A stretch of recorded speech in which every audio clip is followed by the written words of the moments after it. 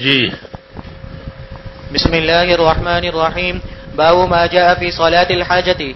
وبه قال حدثنا علي بن عيسى بن يزيد البغدادي قال حدثنا عبد الله بن بكر السهمي قال حدثنا عبد الله بن مرين عن عبد الله بن بكر عن فايد بن عبد الرحمن عن عبد الله بن أبي أوفى رضي الله عنه قال قال رسول الله صلى الله عليه وسلم: من كانت له إلى الله حاجة أو إلى أحد من بني آدم فليتوضأ وليحسن الوضوء ثم ليصلي ركعتين ثم ليثني على الله وليصلي على النبي صلى الله عليه وسلم ثم ليقل: لا إله إلا الله الحليم الكريم سبحان الله رب العرش العظيم الحمد لله رب العالمين أسألك موجبات رحمتك وعزائم مغفرتك والغنيمة من كل بر وسلامة من كل إثم لا تدع لي ذنبا إلا غفرته ولا هما إلا فرجته ولا حاجة هي لك رضا إلا قضيتها يا أرحم الراحمين. یہ صلاۃ الحاجات کی دعا ہے کہ کسی آدمی کی ضرورت ہو اللہ کی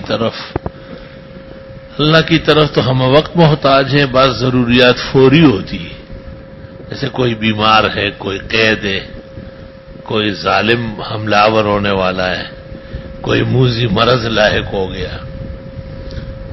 اس کو کہتے ہیں لہو حاجت الی اللہ او الی خلقہ. مخلوقات کے ساتھ بھی واسطے رہتے ہیں، لہذا حاجت الی اللہ ہو یا الی الخلق ہو، 2 رکعت اخلاص سے، توجہ سے، پیار سے، عاجزی سے پڑھ لیں اور پھر صلاۃ الحاجات کی دعا پڑھیں. دیکھو ثم لیثنی علی اللہ ولیصلی علی النبی، اللہ تعالیٰ کی ثنا اور حمد کرے پھر درود پڑھے. یعنی یہ امر مسلم ہے احادیث و آثار میں. فقہاء و محدثین کیا کہ درود شریف سے عمل شروع نہیں ہوگا، طریقے مسنونہ کے خلاف ہوگا. اللہ کے حمد اور ثنا سے اعمال، خواہ تحریر ہو یا تقریر ہو، وظیفہ ہو یا کوئی اور بات ہو، اللہ کے حمد و ثنا سے شروع ہو. اس کے بعد دعائے حاجات ذکر ہوئی، یہ پڑھ لے.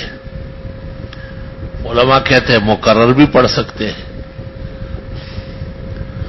ایک عجیب نقطہ شاہ ولی اللہ نے لکھا ہے کہ نیت کے وقت یہ کہے کہ صلاۃ الحاجت پڑھو، اور صلاۃ الحاجت ہو یا صلاۃ الاستخارہ ہو یا صلاۃ البلیہ ہو، رد بلیہ، یا استجاب الدعوات ہو یا شفاء الامراض ہو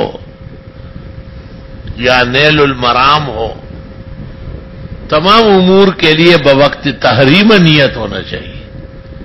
اور یہ نہیں ہو سکتا ہے کہ آپ 6 رکعت اوابین پڑھتے تو آپ کہیں 2 رکعت حاجات ہے، 2 رکعت استخارہ. یہ غلط ہے، اس پہ کوئی فائدہ نہیں ہوگا. آپ حاجات کے لیے اور استخارے کے لیے مستقل پڑھیں، یا آپ 12 رکعت تہجد پڑھتے ہیں اور اپنی طرف سے یہ سودا بازی شروع کر لیں کہ 2 یہ ہے 2 وہ ہے. نہیں، یہ 12 تہجد ہے، وہ اس کے علاوہ پڑھ لیں.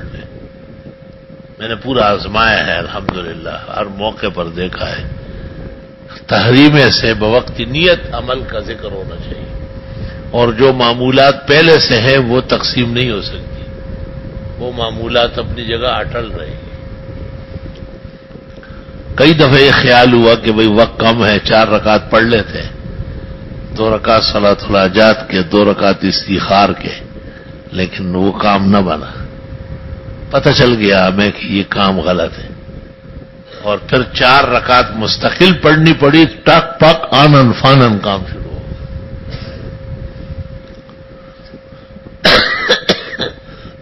یہ حاجات کی دعا ویسے بھی مانگنا چاہیے. حاجات کی دعا من حیث الذکر بھی ہے اور من حیث الحوائج بھی ہے. جب من حیث الذکر ہو تو ہاتھ اٹھانے کی ضرورت نہیں ہے، اور جب من حیث الحوائج ہو تو پھر ہاتھ اٹھا سکتے ہیں آپ. چلو. قال ابو عيسى هذا حديث غريب وفي اسناده مقال فايد بن عبد الرحمن يضاعف في الحديث. مولانا رشید احمد صاحب گنگوئی فرماتے ہیں کہ پہلی رکعت میں کافرون اور دوسری میں اخلاص پڑھو. کبھی ان کی رائے یہ بھی رہی ہے کہ دونوں رکعتوں میں سورہ اخلاص پڑھو. اور یہ بھی عمل دیکھا گیا ہے کہ پہلی رکعت میں آیت الکرسی پڑھتے ہیں عظیم تک، اور دوسری رکعت میں بقیہ پڑھتے ہیں خالدون تک. اور یہ بھی دیکھا گیا کہ پہلی رکعت میں آیت الکرسی پڑھ لیتے اور دوسری خالدون تک، اور دوسری رکعت میں للہ ما فی السماوات و ما فی الارض اخیر تک. اور یہ بھی دیکھا گیا کہ آیت الکرسی عظیم تک پڑھ کر، جو آیت الکرسی ہے اصلاً، اور اس کے بعد آمن الرسول سے آخری دو آیتیں بقرہ کی پڑھ لیں. الوان شتى واطعما متعددہ واشربا متلونہ. ہماری ایک استانی تھی، استاد محترم کی اہلیہ تھی. ہم ان کے گھر قرآن شریف پڑھتے تھے استاد صاحب سے، تو وہ بھی کبھی کبھی سبق دیتی تھی. ہماری وہ بھی استانی تھی. انہوں نے کہا آیت الکرسی خالدون تک پڑھو. تو میں بڑا حیران ہوا. میں نے کہا آیت الکرسی تو عظیم تک. اس نے کہا نہیں، خالدون تک پڑھو. پھر جب میں خالدون تک پڑھتا ہوں تو فائدہ بہت ہوگا. استادوں کی اجازت ایسی قیمتی چیز ہے. جی. وفائد هو ابو الورقاء باب ما جاء في صلاة الاستخارة وبه قال حدثنا قتيبة قال حدثنا عبد الرحمن بن ابي الموالي. یہ بڑی عجیب بات ہے کہ پہلے آدمی 2 رکعت حاجات کی پڑھے، پھر صلاۃ الاستخارہ پڑھے. صلاۃ الاستخارہ کے لیے ضروری نہیں ہے کہ کوئی کام ہو، ویسے بھی آپ اللہ سے خیر مانگ سکتے ہیں. بعض لوگ سمجھتے ہیں کہ اللہ سے مشورہ ہے. مشورہ نہیں، مشورے کو تو استشار کہتے ہیں. استخار کے معنی طلب الخیر. علماء نے اس میں یہ نقطہ بھی لکھا ہے کہ جو کام واقعی خیر ہے تو مشہور ہے کہ درکار خیر ہے حاجتی بے استخارہ نیست. خیر خیر ہے، کیا استخارہ کرنا. اور جو کام واقعی شر ہے تو اس کے لیے استخارہ کیا کرو گے؟ وہ تو شر ہے، بچنا ضروری ہے، چھوڑنا پڑے گا. لیکن اس کے باوجود 2 کاموں میں استخارہ بہت ضروری ہے. اگر کوئی حرمین شریفین میں مستقل رہنا چاہے تو استخارہ کر لے، استخارے کے نوافل پڑھے، اور تا وقتی کی کھل کر کی اجازت نہ ملے قیام کی نیت نہ کرے. ہمارے ایک بزرگ ہے مدینہ منورہ میں، وہ کہتے ہیں کہ مجھے بہت شوق تھا کہ میں زندگی مدینہ منورہ میں گزاروں، اور 2-3 دفعہ آیا اور پھر مجھے پکڑ کے باہر نکالا، واپس بھیج دیا. کہا میں نے استخارہ کیا، استخارے میں آیا کہ 3 سال بعد تمہیں اجازت ہو جائے. کہ مجھ سے صبر نہیں ہو سکتا تو میں پھر آیا، پھر نکالا، پھر آیا بگایا، پھر آیا بگایا. 3 سال جب ہونے لگا تو کہا میں نے خواب دیکھا کہ بسیں چل رہی ہے اور نعرے لگا رہی ہے مدینہ مدینہ مدینہ مدینہ مدینہ. کہا میں بھاگا ہوں، بس میں چڑھ گیا. کہا وہ جو آیا ہوں 55 سال ہو گئے.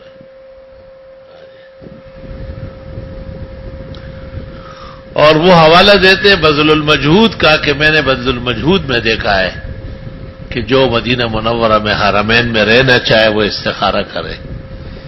اور مولانا رشید احمد صاحب نے زبدۃ المناسک میں لکھا ہے بذل المجہود والا مولانا کا شاگرد ہے. تو یہ مولانا ہی کا عمل وہاں بھی در ہے، جو زبدہ میں ہے یہی بذل میں ہے. اللہ اکبر.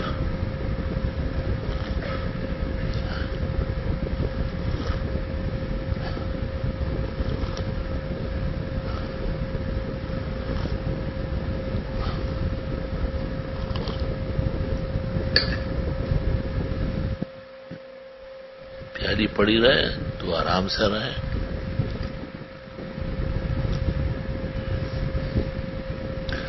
ایک دوست نے اپنے غم اور صدمے کا تذکرہ مجھے فون پر کیا، گرم چائے کے بعد کیونکہ ہم ہیں اہل دیوبند.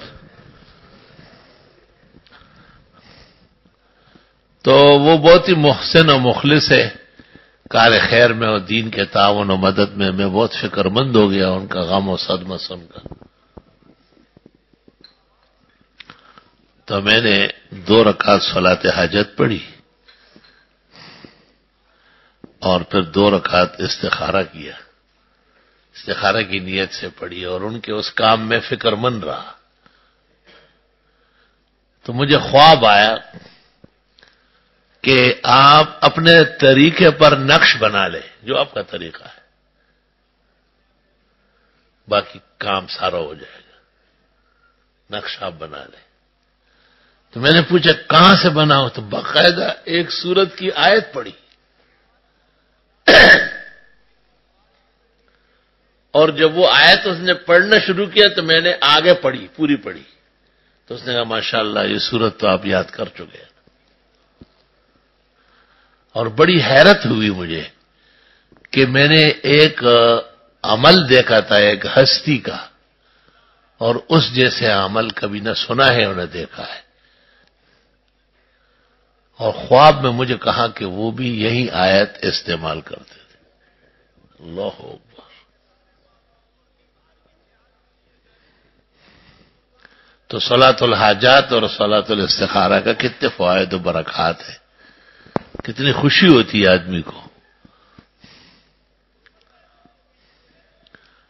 وہ بزرگ جو مدینہ منورہ میں ہیں اور جو اس طرح آتے تھے، وہ پکڑے جاتے تھے اور نکالے جاتے تھے، اور ان کو استخارے میں کہا کہ 3 سال بعد آؤ.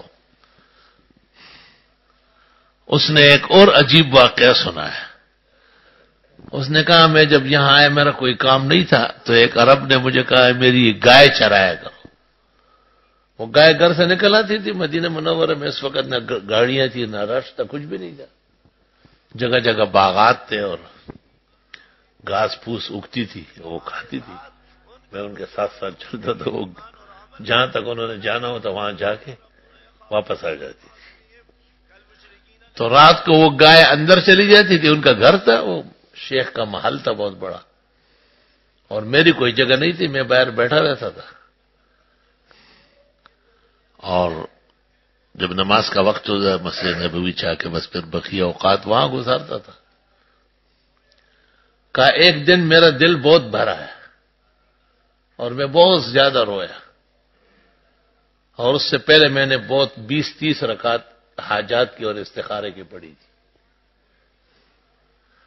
اور میں نے اللہ کے حضور کہا کہ خدایا میری حیثیت تیری نظری الوہیت میں گائے کے برابر بھی نہیں، اس کی جگہ ہے اور میری کوئی جگہ نہیں. کہ وہ ویسے بھی وطن سے دور تھا، وہ بال بچے سب رہ گئے تھے، تن و تنہا تھا، دل خوب بھرا ہے، اور کوئی بھی نہیں تھا، بالکل خالی جگہ تھی، راستے میں بیٹھا ہوا تھا اور آواز سے رو رہا تھا. یہ پچو میں چڑھا. میں نے اللہ تعالیٰ کو کہا کہ مدینے کے عشق نے پاگل کیا ہے، اب پاگلوں کو بھی تو آپ سنبھالتے ہیں. گایوں کا گھر ہے وہ چلی جاتی ہے، میں باہر سرگردان پھرتا ہوں، کوئی جگہ ہی نہیں. کہ کچھ دیر جب گزر گئی تو وہ شیخ باہر آیا اور آ کے میرے ساتھ وہی زمین پر بیٹھ گیا اور مجھے کہا کیوں رو رہا؟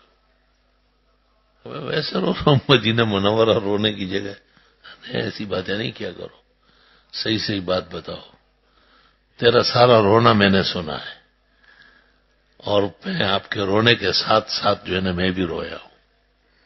اب مجھے حالت بتاؤ. کہ میں نے بہت ہی کوشش کی کہ میرا پردہ رہے اور میں اس کو نہ کہوں کچھ.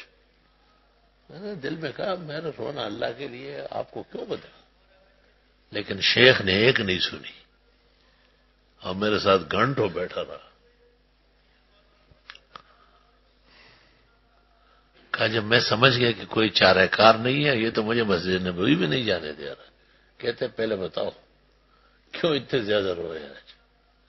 کہ میں نے اس کو پوری صحیح صورتحال بتائی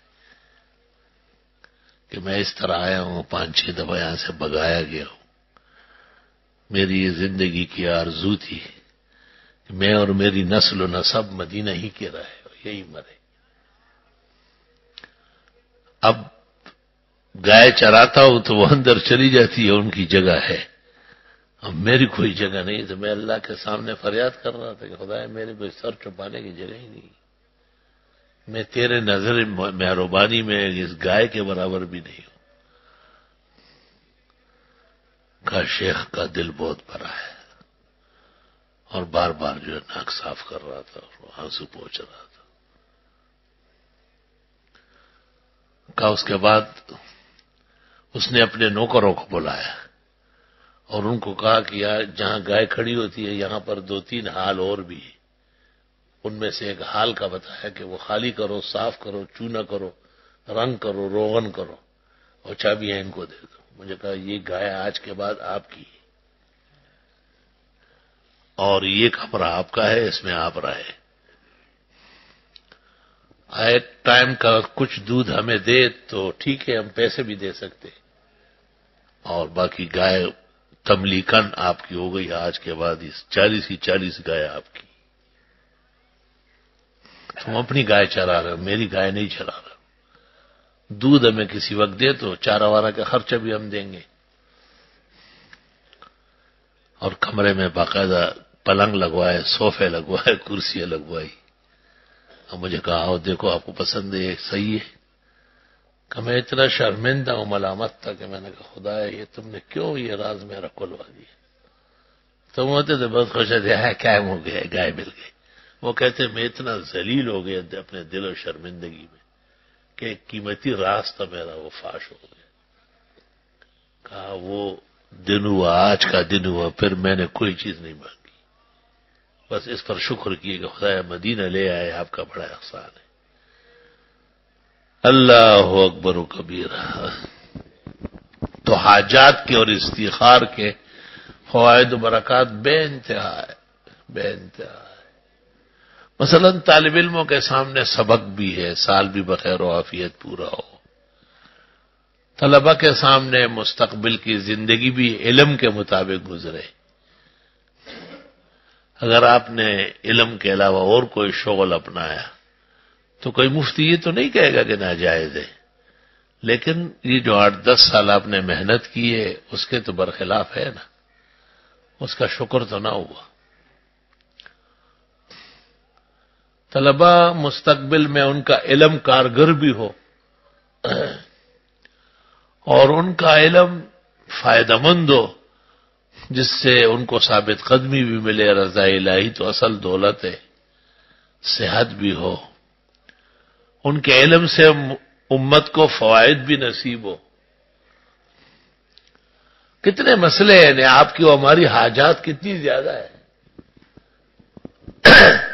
اپنے آپ کو بالکل ہی بے خبر بناؤ تو پھر اتنا توکل ہو۔ من اسلم وجہہ للہ وہ محسن، اپنے آپ کو سپرد خدا کرو کہ اللہ میں آپ کے حوالے ہو، آپ جس طرح چاہے میں راضی ہوں۔ آئی سمجھ میں؟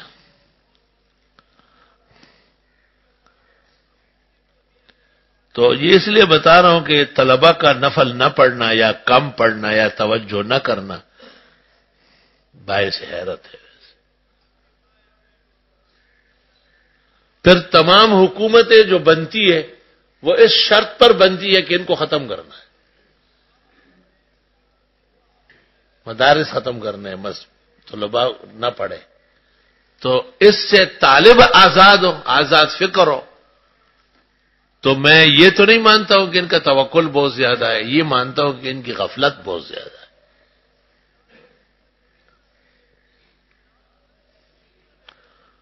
اس کے باوجود اللہ تعالیٰ کے احسانات اور مہربانیاں اتنی زیادہ ہیں کہ جس حکمران، افسر بالا، وزیر، مشیر، سفیر کا طلبہ و مدرسوں کے خلاف ذہن ہو، وہ جلد سٹ وٹ ہو کے تباہ و برباد ہو جاتا ہے۔ اللہ تعالیٰ خود مدافعت کرتا ہے۔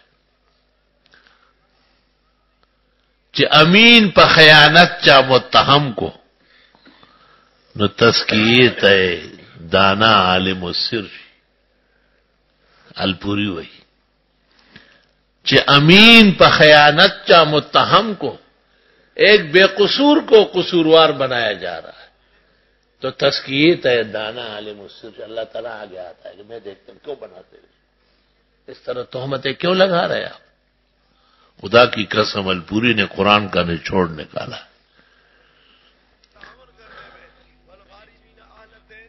طلبہ کو علماء کو پتہ ہی نہیں ان باتوں کا. وہ ان باتوں سے کروڑوں اربوں کربوں دور ہے. وہ خالص رضا الہی کے علم کے چند ایسے ہوں گے جو ایجنسیوں کے, چند ایسے سوداگر ہے جو ضمیر فروشان گھسے. اللہ ان کو جلدی تباہ و برباد کر کے باہر نکال لے گا. مدرسے و اساتذہ و مشائخ ان کی وجہ سے بدنام نہ ہو, وہ سٹ وٹ ہو جائے. ان افسران سے پہلے وہ ایسے ہو جائے جو علم اور علم کا دامن بدنام کر رہا ہے. لیکن اگر کوئی یہ چاہے کہ ہم جہاد سے پیچھے ہٹیں گے, ہمارا ایمان ہے, وہ قرآن کا حکم ہے, سنت کا حکم ہے. کوئی شخص یہ کہے کہ ہم امریکہ کو الہ جانے یا ان کے گماشتوں کو, تو اس طرح کوئی تصور و تخیل نہیں ہو سکتا ہے. اسلام کی حریت اور آزادی مسلم ہے. البتہ مسائل, مدارس, تعلیمات, تلقینات اس دوران دوسرے فکر فائدہ مند نہیں ہے. اس کا نقصان ہے, خیانت ہے بہت بڑی. اور جو اساتذہ اور اپنے مذہب و مسلک سے خیانت کرے وہ بہت جلدی تباہ و برباد ہو جائے.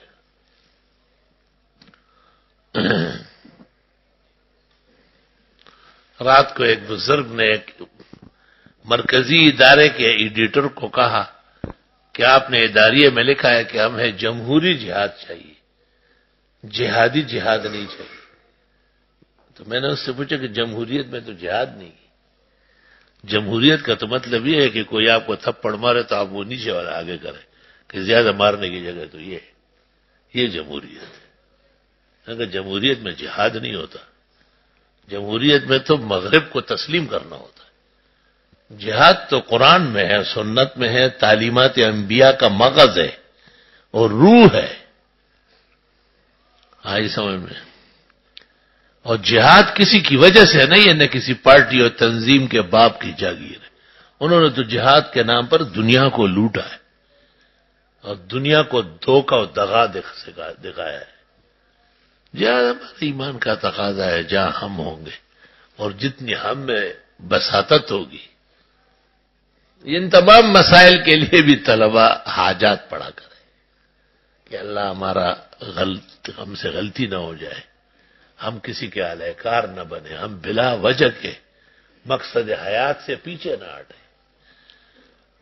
دل تا دم و قدم دوڑا پہ حساب دی اور پل پسم الا رکھ دچ خطا نشے. قدم رکھنے اور سانس لینے دونوں کا حساب ہے. پاؤں رکھتے ہوئے پہلے سوچا کرو غلطی نہ کرنا. دل تا دم و قدم دوڑا پہ حساب دی اور پل پسم الا رکھ دچ خطا نشے. بہرحال طلبہ ہماری روحانی اولاد ہے, دین کا سروں کو سمجھانا تو پڑے گا تاکہ وہ غلطیوں سے پیچھے ہٹے. غلطیوں سے غلطی نہیں کرتے, لالچی ہوتے, پیسے ہوتے ہیں, اس میں ان کی عزت بھی جاتی ہے, جان بھی جاتی ہے, لیکن بس پیسہ ایک نالتی چیز ہے اور وہ ان کو مجبور کرتی ہے. ایسا نہیں, ہمارے یہاں کوئی شکایت نہیں, اللہ کا شکر ہے.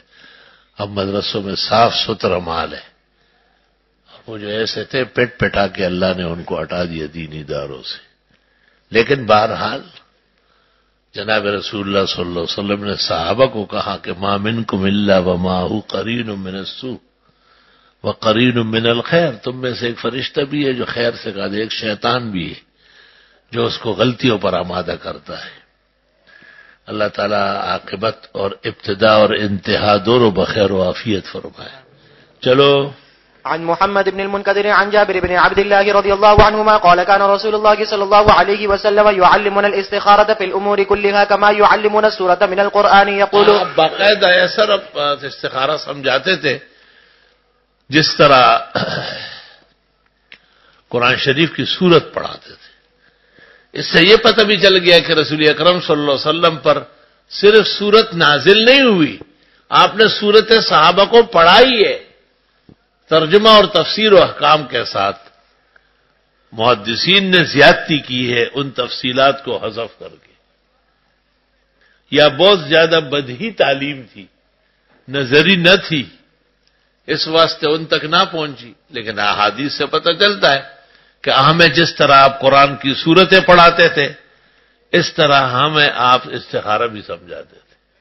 چلو، اذا هم احدكم بالامر فليركع ركعتين ایک اہم کام کا کوئی ارادہ کرے تو 2 رکعت پڑھ لے جی، من غیر الفریضة ثم ليقل اللهم من غیر الفریضة ومن غیر الراتبة ومن غیر التنفل المعہود.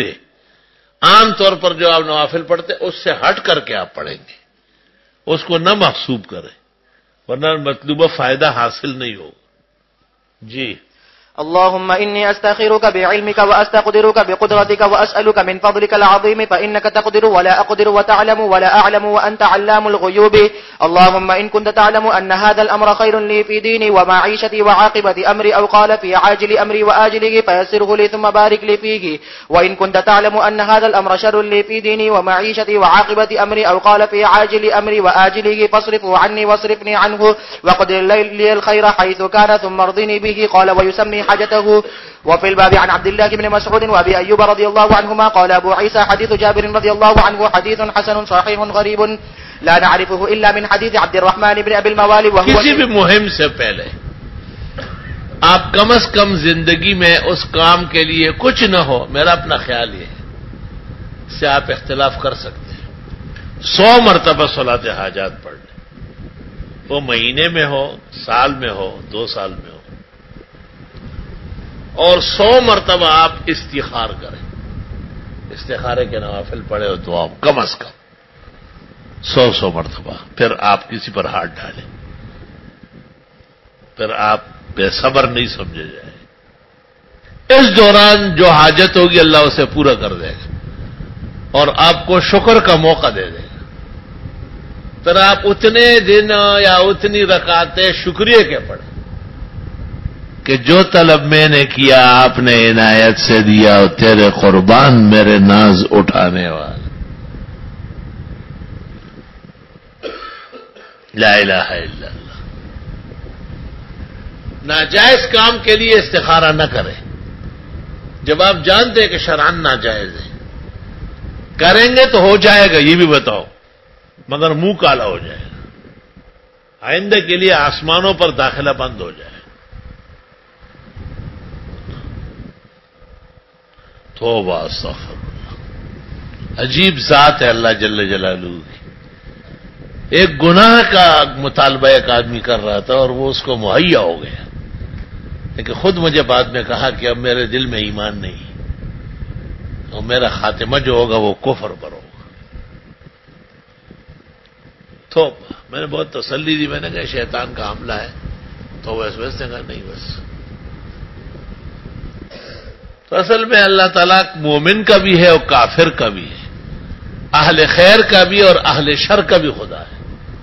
اس کے خزانوں میں کوئی کمی تھوڑی ہے، لیکن ہمیں شریعت کو خیال رکھنا ہے.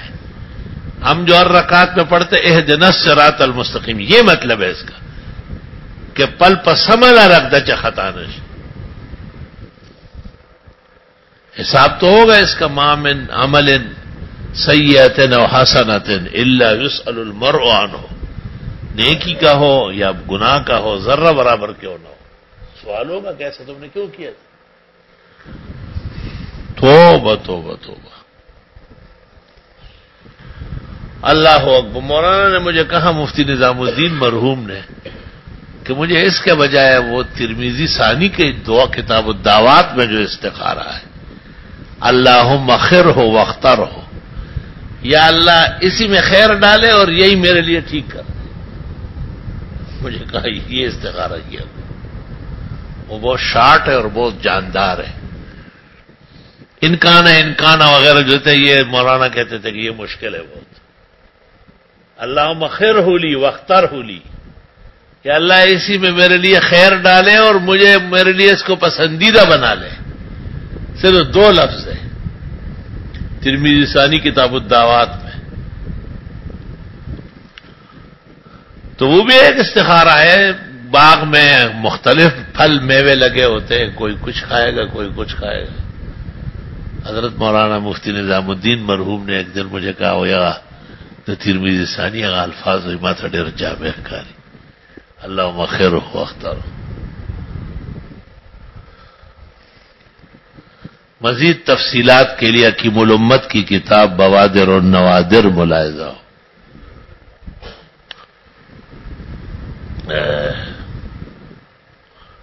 اور کچھ پوچھنا ہے کسی نے حاجات یا استخار پر؟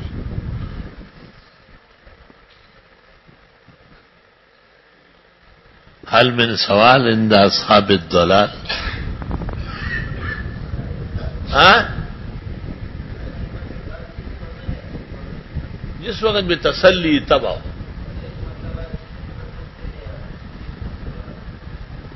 کیا مطلب ایک مرتبہ نہیں 10 دفعہ بھی پڑھ سکتے. وقفے وقفے سے آپ پڑھیں, 2 رکعت کر کے 20 رکعت پڑھ لیں, آپ زیادہ جاندار ہو جائے گا اور زوردار. بہتر یہ کہ 2 رکعت کے بعد تفصیل سے دعا مانگیں, پھر جب دل میں بشاشت ہو اور پڑھ لیں. وہ اکثر امور میں ہم کہتے ہیں کم از کم 7 دفعہ تو ہو.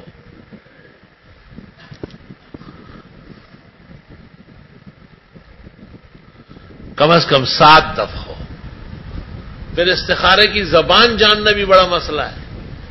فقہاء و محدثین تو کہتے ہیں کہ استخارے کے بعد طبیعت کا میلان اصل ہے, کام کرنے کی طرف رجحان بڑھ گیا, اسباب پیدا ہو گئے, دل مطمئن ہوا. تو یہ بھی جواب ہے. کام سے دل اچھاٹ گیا, طبیعت ہٹ گئی, کام مشکل پڑ گیا, اس کی قباحت واضح ہو گئی, یہ بھی جواب ہے کہ نہ کرنا. آئی سمجھ میں. ایک عالم دین سیاست میں کھڑا تھا انتخابات کے لیے, اور پھر بری طرح پٹ گیا اور بہت بے عزت ہو گیا. تو میں نے کہا استخارہ نہیں کیا تھا؟ کہا کیا تھا لیکن جواب نہیں آیا. میں نے کہا جواب نہ آنا دلیل ہے نا, کہ پیچھے ہٹو, دام جواب ہوگا نا اسے پہ کوئی نہ شو. عموماً عوام کو بڑا صاف ستھرا استخارے آتے ہیں. عوام بالکل کل انعام ہے نا, ڈنگر ہے, مال مویشی. علماء و طلباء کا استخارہ بہت مشکل ہوتا ہے.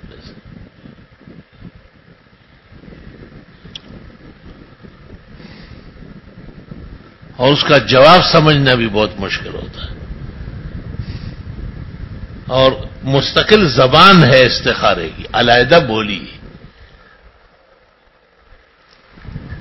لوگ لوگوں کے لیے استخارے کرتے ہیں. عجیب بات ہے, کسی کے لیے کوئی استخارہ کیسے کرے گا؟ تو میں ہمیشہ معذرت کرتا ہوں اور کہتا ہوں کہ حدیث شریف میں تو ہے کہ آدمی خود کرے. تو آپ مومن مسلم ہیں, آپ 2 رکعت پڑھ کر کے استخارہ کر لیں, مجھے کیوں پابند کر رہا ہے؟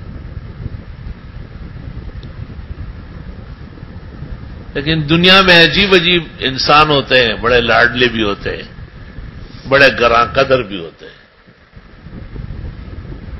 تو ایک آدمی مجھے تنگ کر رہا تھا کہ نہیں میرے لیے تو کرنا پڑے گا. کہتے اتنے مفتیوں کو ہم چھوڑ کے ایک کو پکڑا ہے, وہ بھی کام نہیں کر رہا ہے تو کہاں جائیں گے؟ وہ بڑا ملنگ اور آزاد قسم کا آدمی ہے. آپ کرنا پڑے گا آپ کو.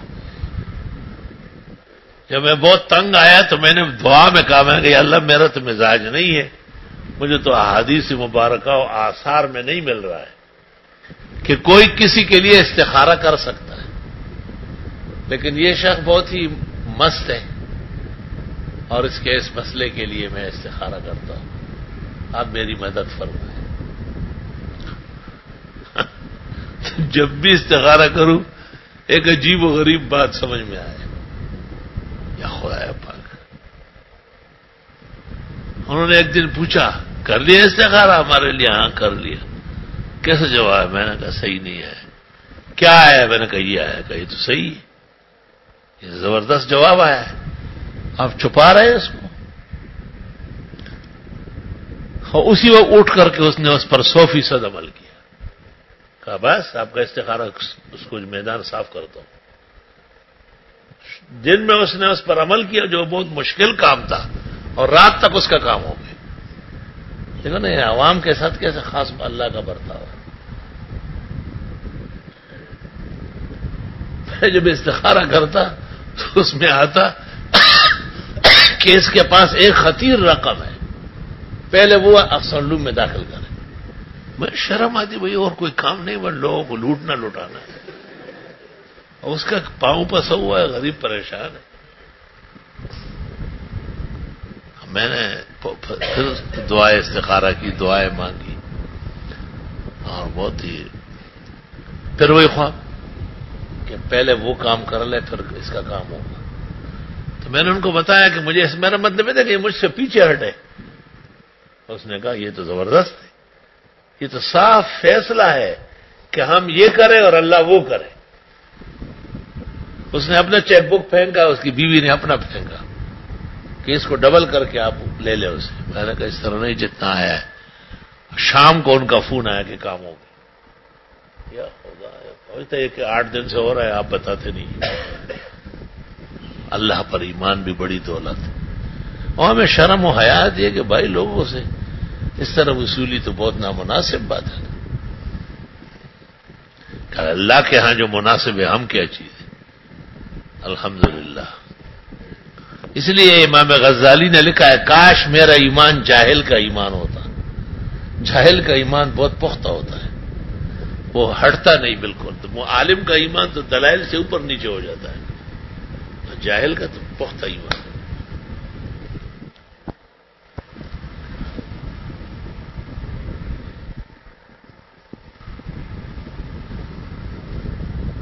ایک آدمی نے مجھے ایک دن پکڑا, مجھے کہا رسول اللہ صلی اللہ علیہ وسلم کو آپ نے خواب میں دیکھا ہے, میرے متعلق کیا کہا ہے؟ میں نے کہا میں نے میرے خواب میں دیکھا ہے اور نہ آپ کے متعلق کچھ کہا ہے. اس نے کہا آپ غلط کیے تھے. میں زخمل کار کو مڑا, خواب آیا اور دونوں باتوں کی تصدیق آئی کہ آپ کو میں نے یہ کہا ہے ان کے لیے, آپ ان کو کیوں نہیں بتاتے. توبہ توبہ خواہ پاک, مجھے تو یاد ہی نہیں. فجر میں نے اس کو بلایا, میں نے کہا ادھر آؤ. اس نے کہا ٹھنڈے ہو گئے.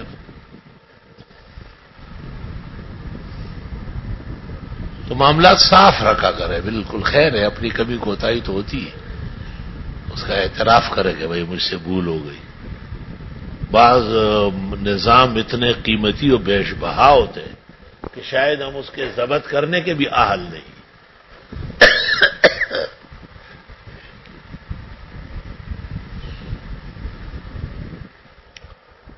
لا الہ الا اللہ. چلو اور استخارے کے بارے میں کوئی بات, جلدی کرو. ہاں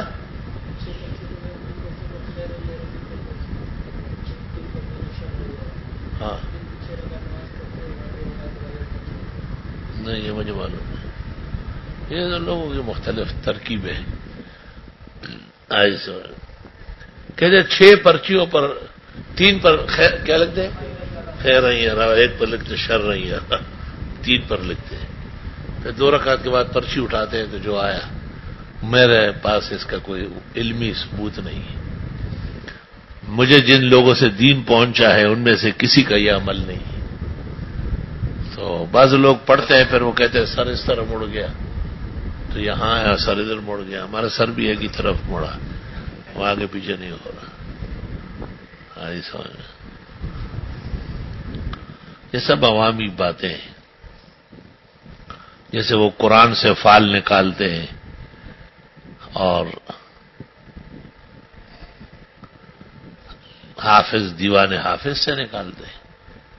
دیوان حافظ سے تو میں نے خود نکالے فال, بالکل صحیح نکلے.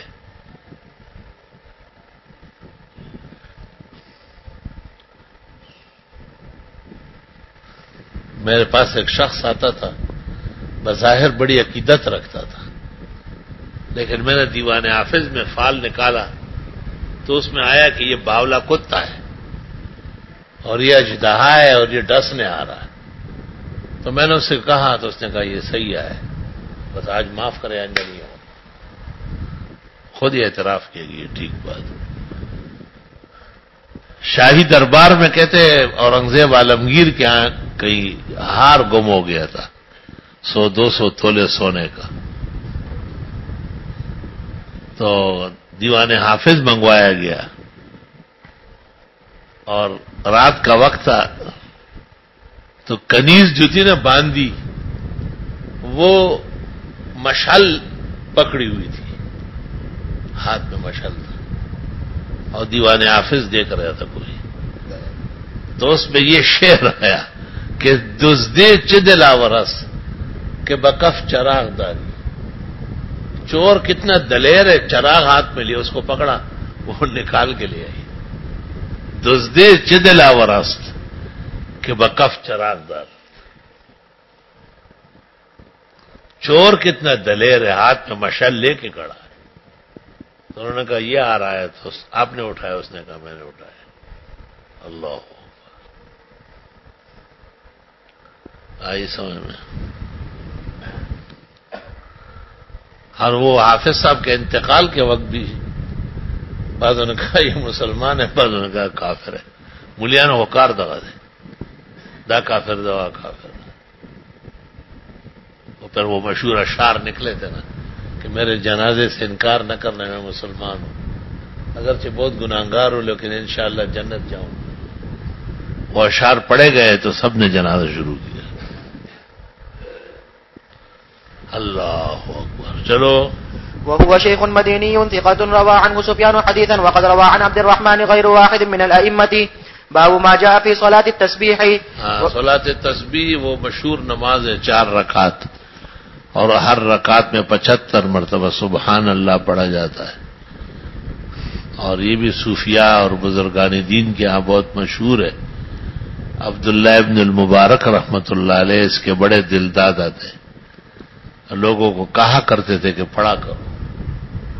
عبداللہ ابن المبارک حافظ الحدیث بھی ہے, فقی بھی ہے, اور سلطان الصوفیاء بھی ہے.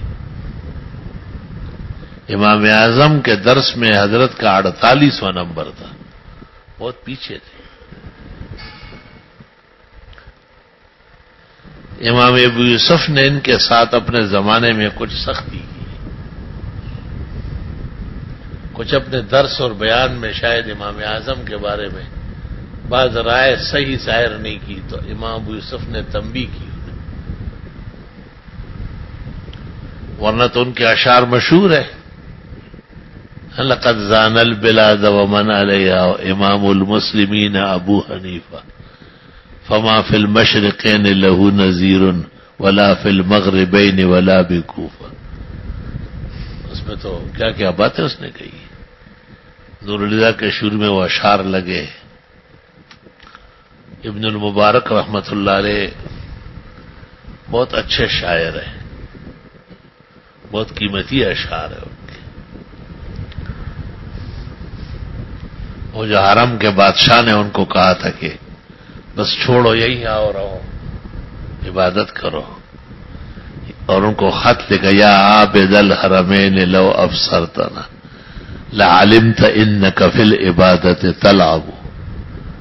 آپ کو عبادت کا کیا پتا ہے, حرم میں رہتے ہوئے بھی آپ کی عبادت نہیں, آپ تو کھیل رہے ہیں. آؤ ہماری عبادت دیکھو. آپ کی خالی آنکھیں زخمی ہیں اور ہمارا دل سے خون ٹپکتا ہے.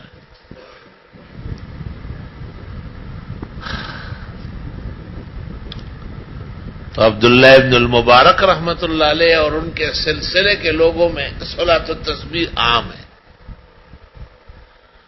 فقہائے احناف نے اس کو نقل نہیں کیا ہے, کیونکہ اس کا جو طریقہ ہے نا گنتی ونتی کا, یہ فقی خیال کے خلاف ہے.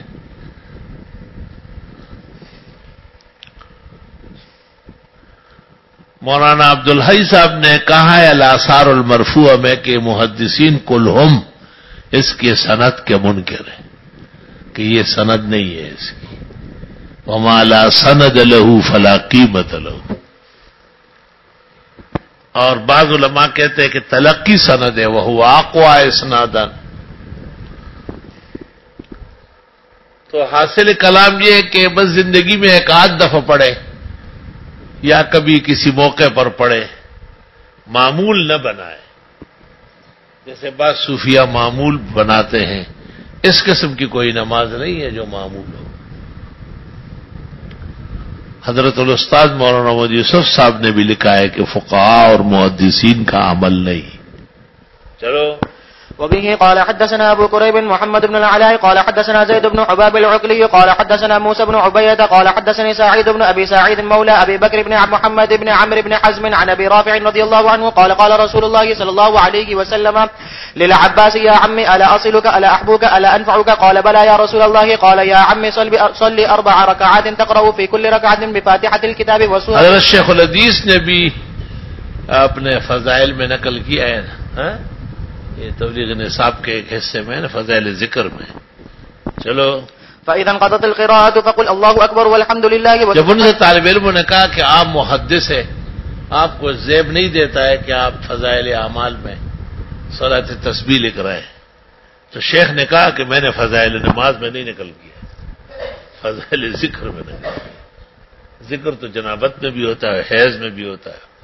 چلو وسبحان الله 15 مرة قبل أن تركع ثم اركعها فقلها 10 ثم ارفع رأسك فقلها 10 ثم اسجد فقلها 10 ثم ارفع رأسك فقلها 10 ثم اسجد فقلها 10 ثم ارفع رأسك فقلها 10 قبل أن تقوم فذلك 75 في كل ركعة وهي 300 في 4 ركعات ولو كانت ذنوبك مثل رمل عاجل غفرها الله لك قال يا رسول الله ومن يستطيع أن يقولها في يوم قال إن لم تستطيع أن تقولها في يوم فقلها في جمعة فإن لم تستطيع أن تقولها في جمعة فقلها في شهر فلم يزل يقولها حتى قال فقلها في سنة قال أبو عيسى هذا حديث غريب من حديث أبي رافع رضي الله عنه وبه قال حدثنا أحمد بن محمد بن موسى قال حدثنا عبد الله بن المبارك قال حدثنا عكرمة بن عمار قال حدثني إسحاق بن عبد الله بن أبي طلحة عن أنس بن مالك رضي الله عنه أن أم سليم غدت على النبي صلى الله عليه وسلم فقالت علمني كلمات أقولهن في صلاتي فقال كبر الله 10 أو سبح الله 10 نہیں ہے وسبح الله 10 واحمديه 10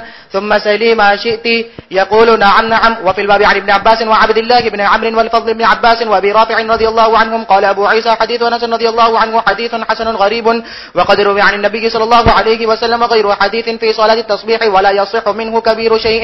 صلاة التسبیح میں کوئی چیز صحت کو نہیں پہنچ رہی. امام ترمذی جو غرائب و عجائب کا بادشاہ ہے وہ بھی مان گئے کہ اس میں کوئی چیز ثبوت کو نہیں پہنچ رہی.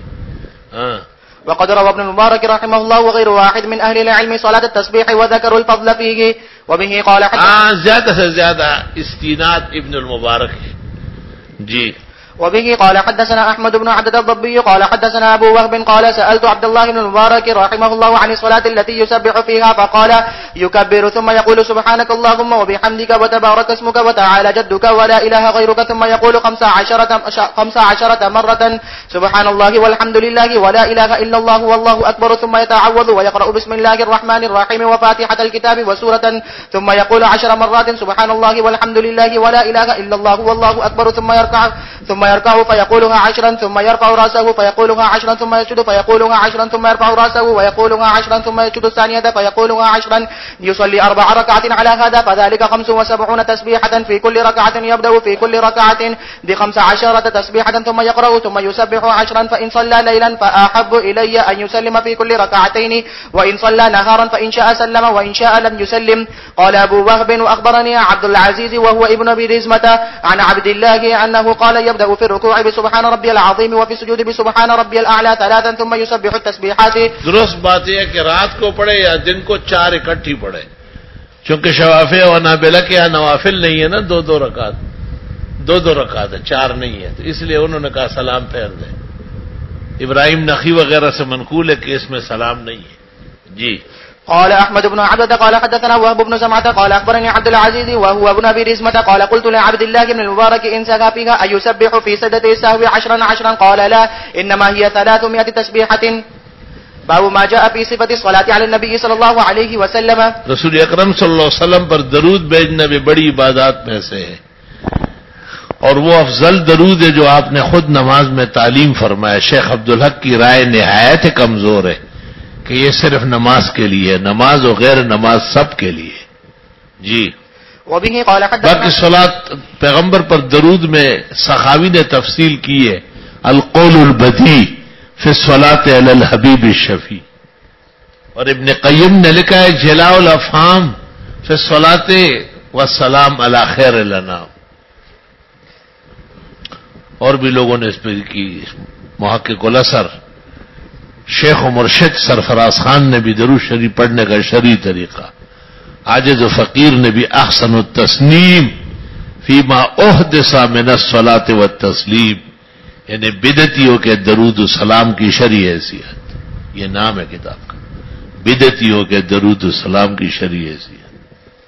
جی وبه قال حدثنا محمود بن غيلان قال حدثني أبو أسامة عن مسعر والأجلح ومالك بن مغول عن الحكم بن عتيبة عن عبد الرحمن بن أبي ليلى عن كعب بن عجرة رضي الله عنه قال قلنا يا رسول الله هذا السلام عليك قد علمنا فكيف الصلاة عليك؟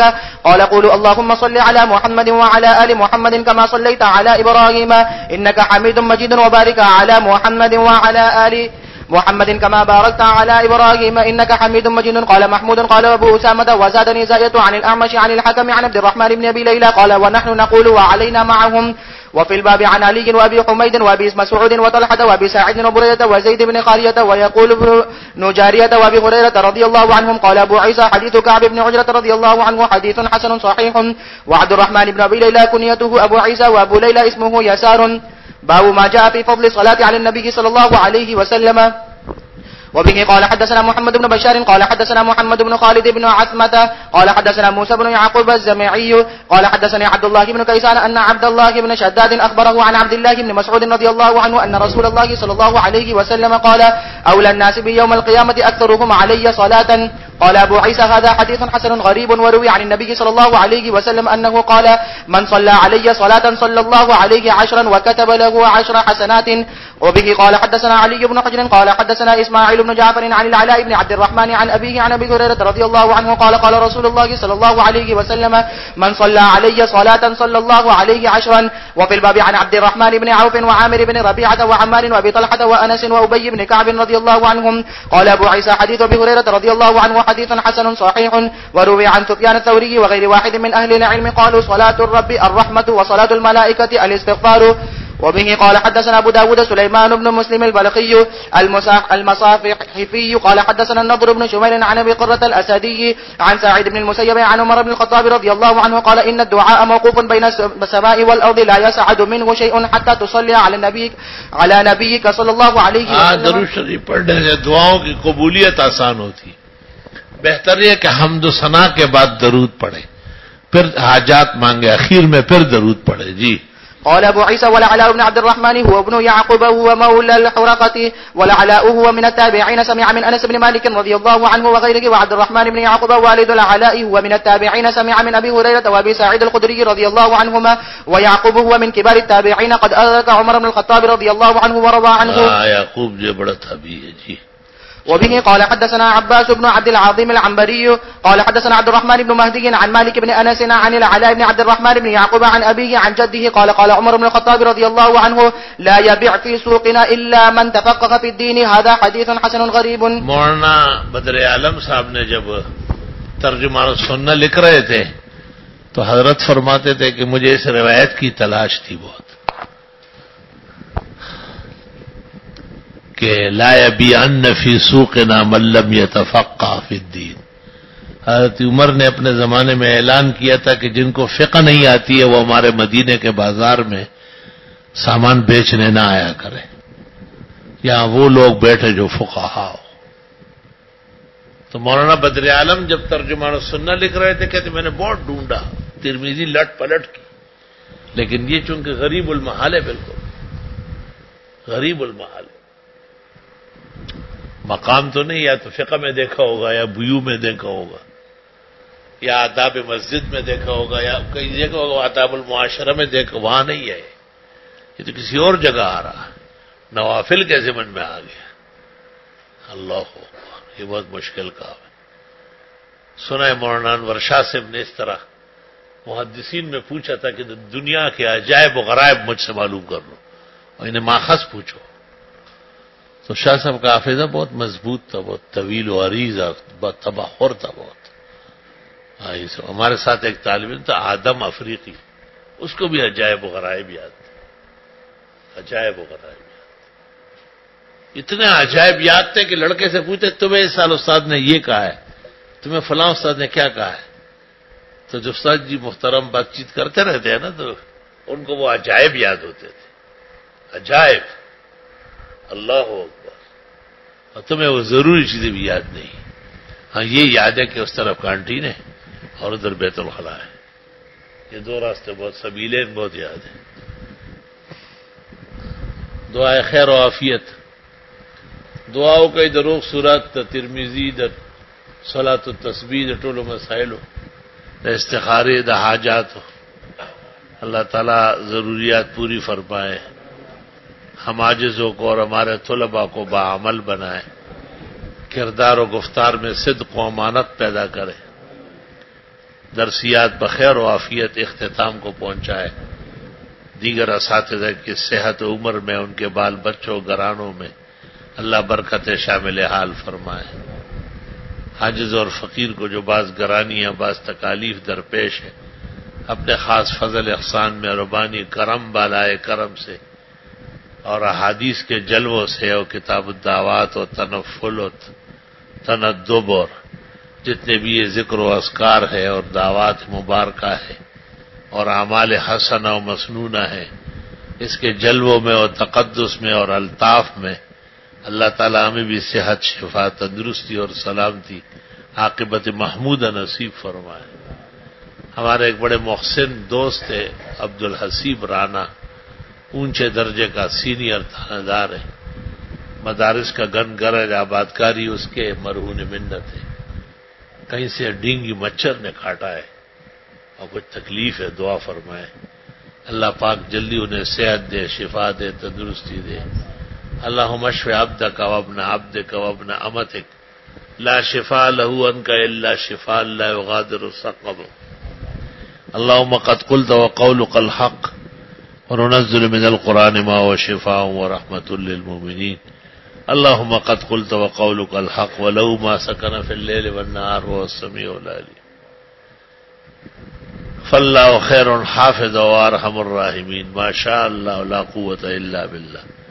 سبحان ربک رب العزت عما یصفون وسلام علی المرسلین والحمد للہ رب العالمین وصلی اللہ۔